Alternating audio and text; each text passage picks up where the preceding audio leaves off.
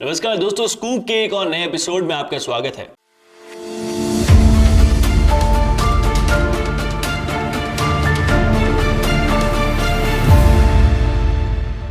और इस एपिसोड में हम बात करने वाले हैं किस तरीके से इंडिया को एक जेली स्टेट बनाने की हमेशा कोशिश रहती है। जी हाँ, आप देखेंगे कि पहले चाइना, जैसे ही चाइना से इंडिया के रिलेशंस थोड़े बहुत अच्छे होने लगे, हमारे जो बॉर्डर सिक्योरिटी इश्यूज थे उनको रिजॉल्व होने लगे, रशिया ने बीच में मीडियोकर बन के कोशिश करी कि चाइना के साथ जितने भी इशूज हैं उनको रिजॉल्व कर दिया जाए। वैसे ही बांग्लादेश का इशू खड़ा हो गया, बांग्लादेश के अंदर तख्ता पलट हो जाता है। वहां पर सबसे पहले माइनॉरिटीज यानी हिंदुओं के ऊपर हमले किए जाते हैं, फिर शेख हसीना को अपना ही देश छोड़ के बाहर निकलना पड़ता है और अब फिर देखा जाता है कि वहां पर जितने भी हिंदू मंदिर हैं उन पर अटैक किए जाते हैं। इस्कॉन के जितने भी पुजारी हैं, मॉन्क हैं, उन सबको उठा उठा के जेल में डाला जा रहा है। और अगर कोई वकील उनका केस लड़ने भी जाता है तो उनके साथ इतनी बदसलूकी की जाती है, उनके साथ मारपीट की जाती है कि कोई और उनका केस लड़ने ही नहीं आता है। इस्कॉन को बैन करने तक की बात बांग्लादेश में की जाती है।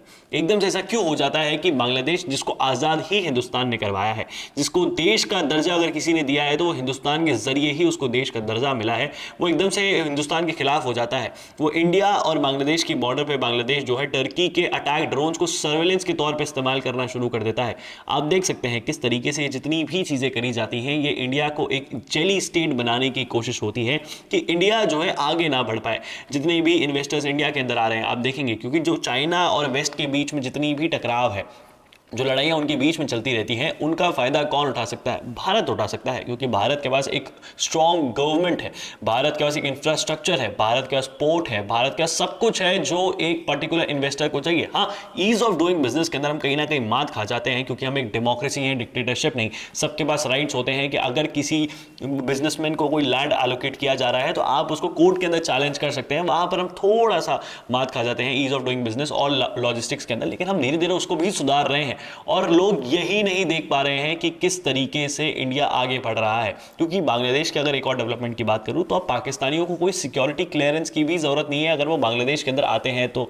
आप देख सकते हैं किस तरीके से पाकिस्तान, बांग्लादेश और ऊपर चाइना, आप देख सकते हैं जिस तरीके से हमारे चाइना के अंदर इशूज रिजॉल्व हुए वैसे ही बांग्लादेश के अंदर शुरू हो गए। और यही हिंदुस्तान की बदकिस्मती है कि हमारे पड़ोसी मुल्क ही हमारा साथ नहीं देते हैं, हम एक साथ खड़े ही नहीं हो पाते हैं। वरना विश्व गुरु बनने से अगर हमें कोई रोक रहा है तो यही पड़ोसी मुल्क है, ना ये खुद आगे बढ़ रहे हैं, ना ही हिंदुस्तान को आगे बढ़ने दे रहे हैं। आपकी इसके ऊपर क्या राय है नीचे कमेंट बॉक्स में लिख के बताइएगा। इस वीडियो को शेयर करें, ज़्यादा से ज़्यादा लोगों तक पहुंचाएं। जय हिंद, जय भारत, भारत माता की जय, और हाँ, पानी बचाएं।